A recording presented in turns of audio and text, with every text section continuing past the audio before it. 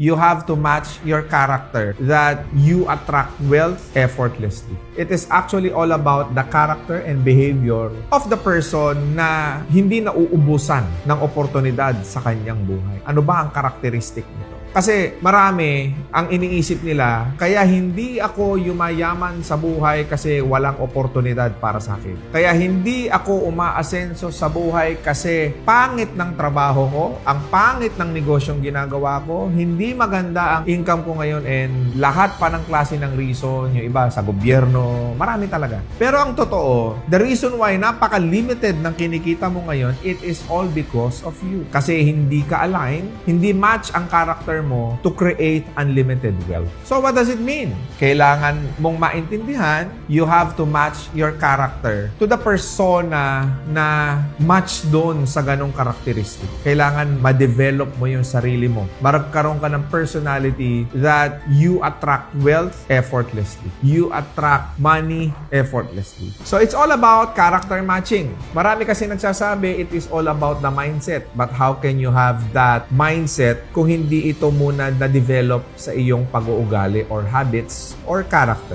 So things that you have to do for you to become that magnetic person that actually creating massive results in your life. Maging mapagpasalamat tayo. Ano kung hindi pa natin nakukuha? Halimbawa, tinetest ka. Itong anak ko, hindi ko pa pinapa-asenso, puro na reklamo eh. Sigurado ako, pag pinayaman ko to, yayabang to. Makakalimutan ako neto. Bakit ang sipag naman natin? Bakit ang galing naman natin? Bakit ang talino naman natin? Pero mas may resulta sa atin yung maraming taong kakilala natin na hindi naman kagalingan, hindi naman kasipagan. Kasi anong ibig sabihin nun sa mundo? Simple. Pagka mapagpasalamat ka, maliliit, malalaking bagay, pinagpasalamat mo, pangit, pinagpasalamat mo pa rin, hindi magandang nangyari sa buhay mo, pinagpasalamat mo pa rin. Ano ang implication yan sa utak natin? Ano ang implication yan sa karakter natin? Pagka ganyan, that you are not opening yourself to negativity and you're welcoming good things in life. Baka hindi welcoming ang pagkatao mo. Marami kang sisi,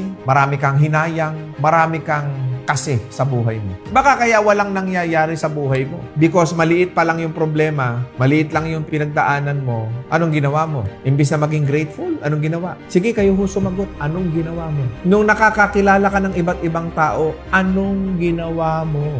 Nung pinagpapala ka ng kaunti, anong ginawa mo? Nung pinararaan ka sa pagsubok, anong ginawa mo? May problema ka, thank you so much. Thank you so much. At pinararaan mo ako dito. Malungkot ka, thank you so much. Miserable buhay mo, thank you so much. Maging mapagpasalamat ka pa rin. Kasi bakit? Malayo pa rin ang kalagayan ng buhay mo sa maraming tao sa mundo. 'Di ba? Hindi ka mabigyan ng malaking pagpapala kasi hindi ka nagiging mapagpasalamat anuman ang nangyayari sa buhay.